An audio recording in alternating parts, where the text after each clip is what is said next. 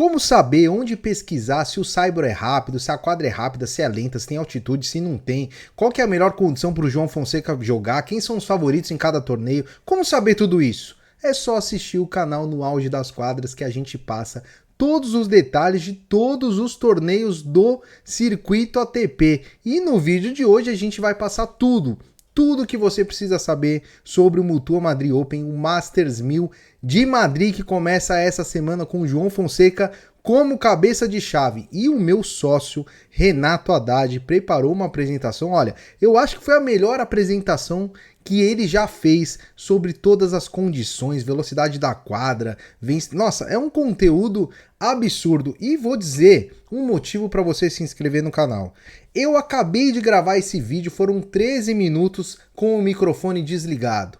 Então, se você tem piedade desse humilde apresentador aqui, deixe a sua inscrição no canal e o seu like, porque eu estou gravando de novo a mesma coisa. Mas quando a gente é apaixonado por tênis, não tem problema, a gente grava quantas vezes for necessário. Mas como vocês não têm nada a ver com isso, vamos falar sobre esse grande evento, o Mutua Madrid Open, o guia definitivo, história, anatomia, cenário do Masters 1000 de saibro mais rápido da ATP. Então já a primeira grande informação aí para você ter ciência é um saibro rápido. E por que é um saibro rápido?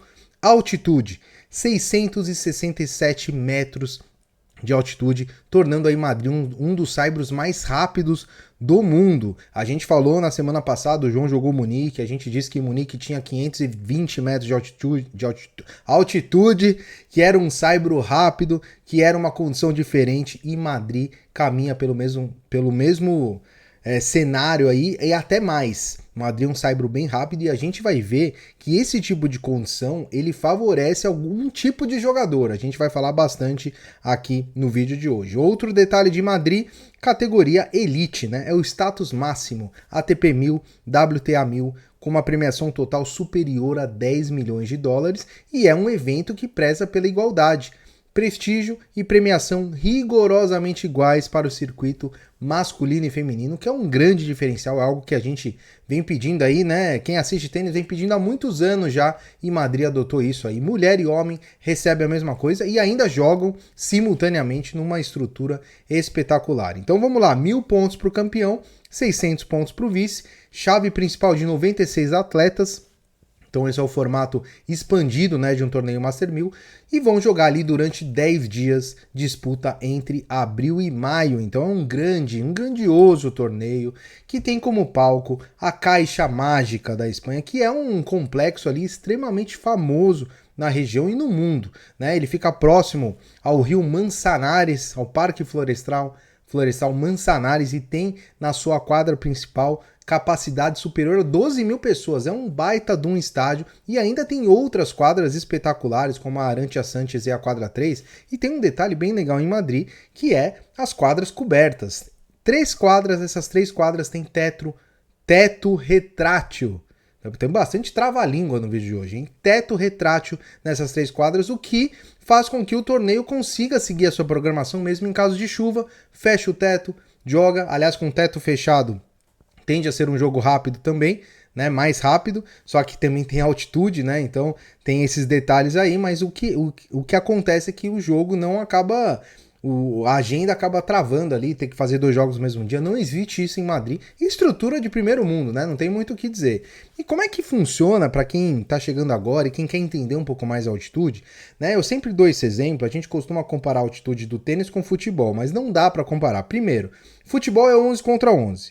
Segundo, futebol a bola é muito mais pesada. No tênis, 500 metros, 700 metros, 1000 metros é uma altitude absurda, faz a bolinha andar muito mais. Você pode ver aí pelo gráfico que na altitude de Madrid a tendência é, além da bola ir mais longe, porque ela não tem muita interferência do ar, o ar rarefeito faz a bola, né, viajar mais rápido, ela tem um kick mais alto também.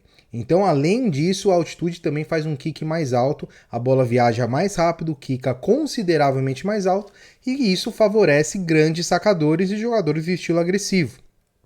Então, esse é um torneio em saibro que não é muito aquele saibro raiz, que o cara fica trocando bola e fica jogando lá no fundo, do saibreiro. Não, é um torneio de agressividade, pontos rápidos, e isso é um diferencial até pro jogo do João. Eu costumo falar que, né, na minha opinião, que o João, ele se destaca mais em quadras rápidas. Apesar de ter um título ATP no saibro, eu acredito que o João, o jogo dele, por ser um jogo muito agressivo, por ter um grande saque, é um jogo mais propício para esse tipo de condição. Assim como foi em Munique, acredito que o João possa sim fazer uma grande campanha em Madrid.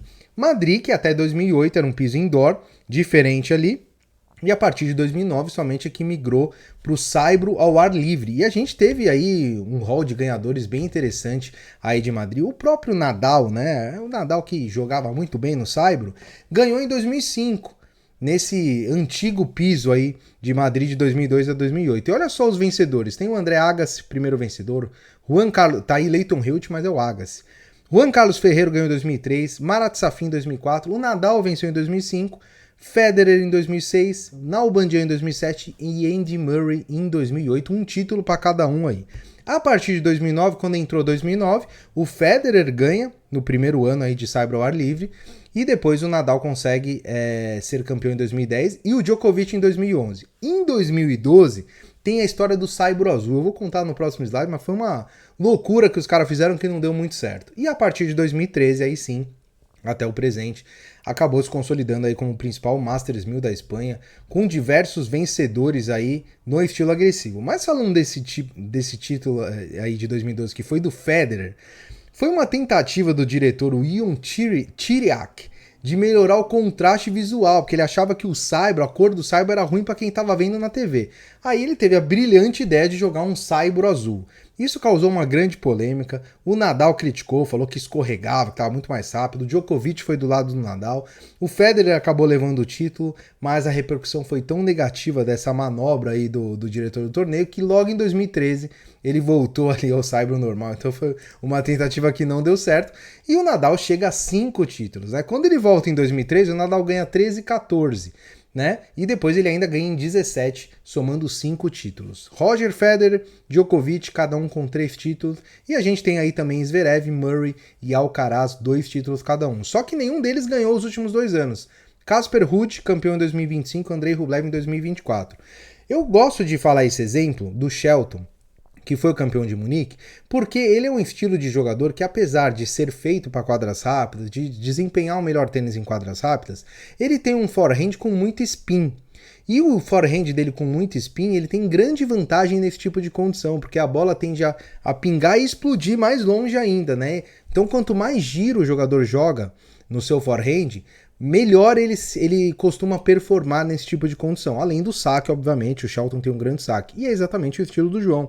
Tem bastante spin também, sabe girar bastante ali a bola, e tanto é que o atual campeão é o Casper Ruud, né? Mesmo não tendo a sua melhor fase em 2025, ele é o atual campeão, ele que tem um grande spin também. Então, se você joga aquele fantasy da ATP aí, aliás, a gente tem a nossa liga, eu vou deixar na descrição a liga do fantasy do canal No Auge das Quadras, e também você pode virar membro do canal e acompanhar os jogos no grupo do WhatsApp, comentar os jogos. É incrível por um valor de um chiclete. Então, se você também quiser fazer parte da nossa comunidade, vire membro.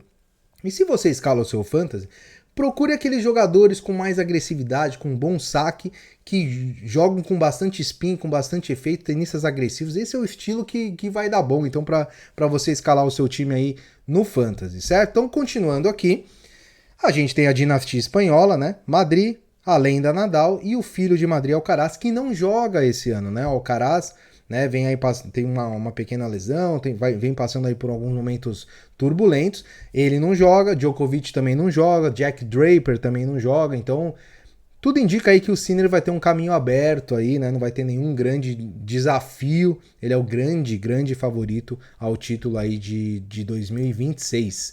E a gente teve em 2011, falando em grande favorito ao título, a gente teve uma vitória incrível do Djokovic sobre um Nadal que só ganhava no saibro. O Djokovic acabou interrompendo uma sequência absurda de invencibilidade do Nadal no saibro, e em 2011 ele fez um ano de 70 vitórias e 6 derrotas, uma grande temporada do Djokovic, e então mostra aí que nem sempre, né, no tênis, nem sempre o super favorito ganha todas. Então, o poder combinado, né, Igualdade total, 1.000 pontos para o masculino, 1.000 pontos para o feminino, então uma distribuição aí rigorosamente igualitária de premiação.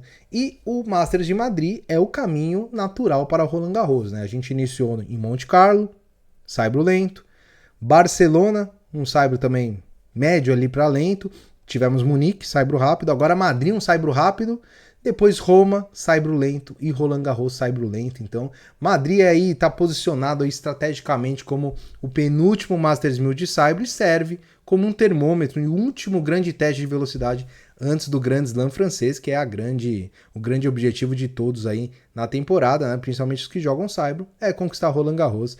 E eu quero saber a sua opinião. Primeiro, se você gostou desse vídeo, deixa um like, deixa um hype, que nos ajuda demais. Estamos aí crescendo rumo aos 8.000, né? Precisamos muito da sua ajuda. E segundo, eu quero a sua opinião nos comentários.